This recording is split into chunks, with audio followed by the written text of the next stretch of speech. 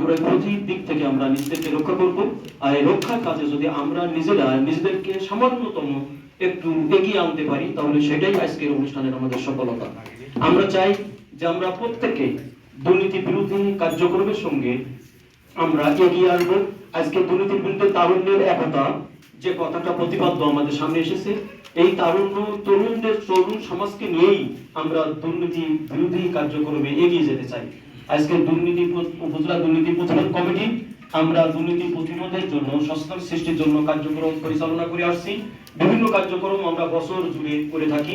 আমরা তরুণদেরকে এর সঙ্গে বছর ব্যাপকভাবে সম্পৃক্ত করে আমরা দুর্নীতি বিরোধী একটা অবস্থান আমরা তৈরি করতে চাই। আজকের এই অনুষ্ঠানে উপজেলা প্রশাসনের সার্বিক আয়োজনে আমরা আজকের শেষ পর্যায়ে এসেছি।